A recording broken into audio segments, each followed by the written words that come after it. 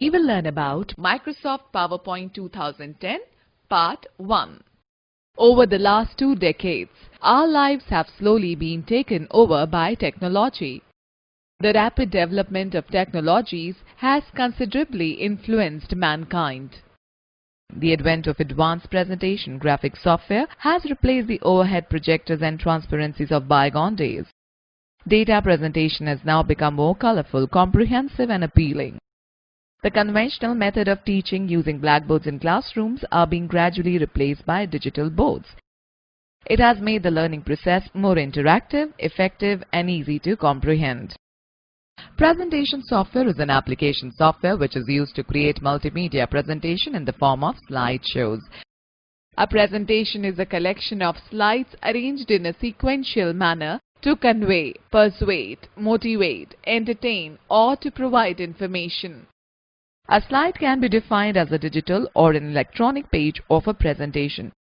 A slideshow is a sequential display of slides which is shown to the audience with an objective of providing information and exchanging ideas or views on a particular topic. The presentation can be projected on a big screen by attaching the computer to a multimedia projector. A presentation can be made more interesting and effective by adding text, diagrams, scanned images, clip art, sounds, videos, designs, and special animation effects. In this lesson, you will learn about the basic operations of a presentation software, its components, and connected aspects. Most popular presentation softwares are Microsoft PowerPoint, Google Slides, part of Google Docs, Adobe Connect, OpenOffice Impress. Microsoft PowerPoint 2010. PowerPoint 2010 is a presentation software that allows you to create dynamic slide presentations that can include animation, narration, images, and videos. It is a graphical software package that is used for creating effective multimedia presentations. It is a part of the Microsoft Office 2010 suite, which provides various tools, wizards, templates, themes, and predefined layouts to create dynamic and professional presentations. Microsoft PowerPoint is a powerful communication tool to present the views and ideas effectively through visual aids. Your presentation can be enhanced with 2D and 3D clip art, special effects and transition styles, animations, and high-impact drawing tools. The maximum usage of this application can be seen in the field of entertainment, education, corporate training sessions, seminars, and conferences. You can easily import data from Word, Excel, etc. into a PowerPoint presentation. You can also generate handout material and speaker's note after creating a presentation. Let me tell you how to start PowerPoint. Click the Start button, then go to All Programs, then go to Microsoft Office. Microsoft Office PowerPoint 2010. On starting PowerPoint, a blank presentation name Presentation 1 appears on the screen. Let us understand the PowerPoint window. The Microsoft PowerPoint window has the following components. Title bar. This bar is located at the top of the PowerPoint window. It displays the name of the current presentation, Presentation 1, and the name of the application, Microsoft PowerPoint. Quick Access Toolbar. It is a customizable toolbar which contains commands that you may want to use quite often. By default, this toolbar is located on the title bar, but you can place it below the ribbon also. To do so, click on the drop-down arrow at the right end of the toolbar and select Show Below the Ribbon option from the Customize Quick Access Toolbar menu. You can also add more commands to this toolbar. Right-click on any command on the ribbon and click on Add to Quick Access Toolbar. Ribbon. It is placed at the top area of the main window. It displays several tabs such as File, Home, Insert, Design, Transitions, Animation, Slideshows, Review, View, and Acrobat. Each tab contains commands arranged into different groups. File tab. The Office button of Microsoft Office 2007 has been replaced by the File tab in Office 2010. It launches the Microsoft Office Backstage view. This view allows us to create a new presentation, open an existing presentation, save, print, send, or close the presentation. Slides pane. It is the blank area in the middle of the window where you can design the slides. Number 6. Slides tab. It shows a thumbnail or miniature version of each slide. If you want to see the large view of any thumbnail, click on it. The selected slide appears in the Slides pane. You can add, delete, duplicate, and rearrange slides in the Slides tab. Outline tab. This tab displays the outline of all the text present in each slide. You can edit your text directly in this view. Status bar. It is positioned at the bottom of the PowerPoint window. It displays important information about the current slide like slide number, theme, name, spell check, view and zoom level. View buttons. These buttons can be used to switch between the normal view, the slide sorter view, the reading view and the slideshow view. These are present on the right end of the status bar. Notes pane. In the Notes pane, you can type your personal notes about the current slide. These notes do not appear on the screen when the slides are shown in full screen mode. Number 11. Vertical and horizontal splitter bars. These bars are used to change the size of the panes. The tabs on the ribbon contain the commands as well as additional tools. Each tab consists of different groups. Each group has icons or commands for different functions. Hovering the mouse over the command displays the functions of that command or icon. Home tab. The Home tab gives you an access to the most commonly used commands including copy and paste, formatting, text and the new slide command. These commands are found in the Clipboard group along with the Format Painter. The Home tab is selected by default whenever you open PowerPoint. Some of the important groups in the Home tab are described below. Clipboard. The Clipboard group provides options that enable you to cut, copy and paste text. The Format Painter button is also present here. Cut. The cut command removes the selected text from the present location and puts it into the clipboard, which can be retrieved later on. Copy. The copy command copies the selected item or text and puts it on the clipboard. Paste. This command is used to paste the cut or copied information in clipboard at the location where the cursor is positioned. Number 1. Use Destination Theme. This option will display the copied text with all formatting effects applied to it, excluding any previous changes made to its font size. Number 2. Keep Source Formatting. This option will create exact duplicate copy of the text. All the previous formatting effects are applied to it. Number 3. Picture. This will convert the copied text into picture. All the picture effects can be applied to text. Number 4. Keep Text Only. This will paste the text in simple format, excluding all previously applied formatting effects.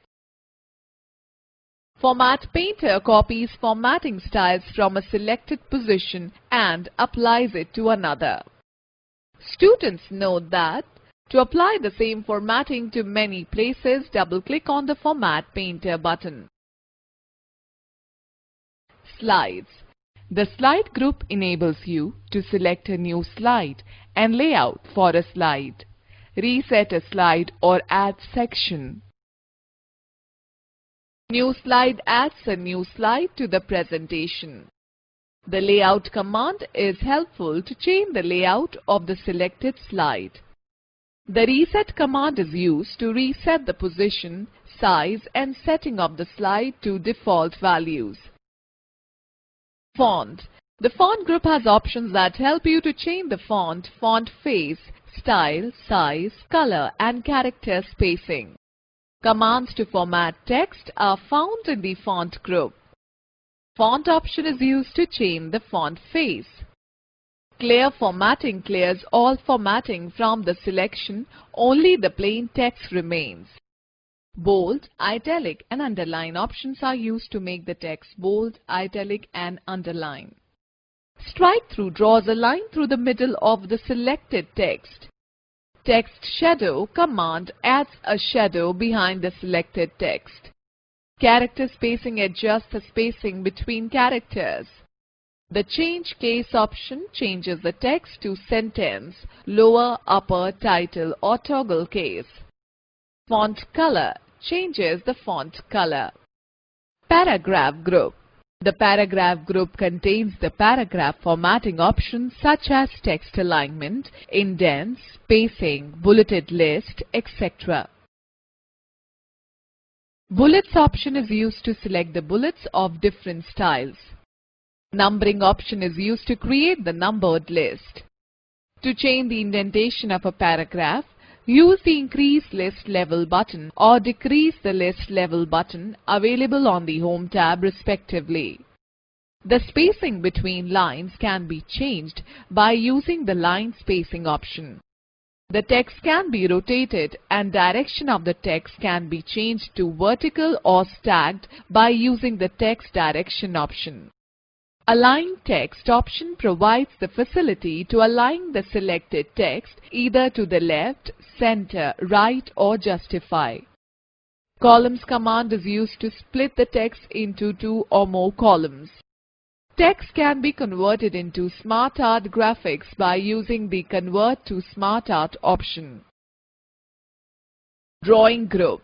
In the drawing group, you will find various types of shapes that you can insert into your presentations. You will also get the options to arrange the order of shapes, group the objects, and add various effects to the selected shape. Many ready-made shapes like flowcharts, arrows, circles, and rectangles can be inserted from the shapes. The Arrange command provides the facility to arrange the objects on a slide in any manner, either by rotating or changing their position or order. A suitable visual style for a shape or line can be selected by using the Quick Styles option. Shape Fill option is used to fill the shapes with a solid color, gradient or texture. Shape Outline option is used to specify the width, color and the line style of a shape. 3D rotation, shadow, reflection and glow types of visual effects can be applied to the selected shapes. Editing group. Finally, the editing group contains the Find and Replace command as well as Select options. This is where you can enable the selection pane. Let us understand guidelines to make an effective presentation. MS PowerPoint can be used effectively to make persuasive presentations. Let us learn a few tips to create brilliant presentations. Keep it simple. Always try to keep your presentation simple by using charts that are easy to understand and graphics that reflect what you are saying. The thumb rule for making a good presentation is to ensure that there are not more than 5 words in each line and not more than 5 lines in each slide. Minimize facts and figures in slides. PowerPoint has the capacity to convey ideas and support a speaker's remarks in a concise manner. You should avoid to include too many figures and numbers. Use vibrant colors. A striking color contrast between words, graphics and the background can be very effective in conveying both message and emotions. Import images, graphics and videos. Do not limit your presentation to the collection of clip arts, etc. provided in PowerPoint. Import images, graphics and videos for a better visual appeal and variety. Use humor in your presentation. Humor helps to convey a message efficiently and loosen up the crowd. Edit ruthlessly. After creating the PowerPoint slides, imagine yourself as one of the listeners and critically review your presentation. If you find something unappealing, distracting or confusing, either modify it or remove it. The above points should be kept in mind while designing the presentation, whereas the following should be observed while showing the presentation. Hold up your end with an enticing or convincing material. Sometimes the ease of use to create simple and engaging presentations with eye-catching slides and graphics in PowerPoint become its own enemy. Always remember that people do not merely stare at images tossed onto a screen. They also wish to hear you. Build a strong PowerPoint presentation, but make sure that your spoken remarks should be appealing to the ears of listeners. Remember, PowerPoint doesn't deliver presentations. It makes slides which support a spoken presentation. Don't parrot PowerPoint. Never read the visual presentation to the audience. It makes even the most visually appealing presentation boring to the bone. A presentation works best with spoken remarks that augment and discuss what is present on the screen. Make eye contact with your audience. Always remember that the audience does not wish to see the back of your head. So always try to maintain a direct eye contact with the audience. Time your remarks. Proper care should be taken while giving remarks. Your comments shouldn't coincide precisely with the appearance of a fresh PowerPoint slide. It splits the audience attention. Never talk on top of your slides. Making a powerful first impression. First impression is the last impression. You cannot make a first impression twice. The audience will make decision about you from your first appearance, your words, and the intonation of your voice. Plan the opening of your presentation precisely. Use short sentences. Keep minimum technical information. Grab the attention of your audience with a joke, an interesting fact, a short anecdote, a quotation, a positive state, or a proactive question, etc. Give it a rest. PowerPoint is an effective tool as a visual companion to the spoken word. But you must let the screen go blank on certain occasions. By doing so, your audience will not only get a visual break, but it is also an effective way to focus attention on more verbally focused give and take, such as a group discussion or an interactive session. Practice makes a man perfect. No professional in any field performs without practicing. Remember, your time in front of audience is your showcase. Let me tell you basic elements of a slide. A slide contains the following basic elements. Number 1.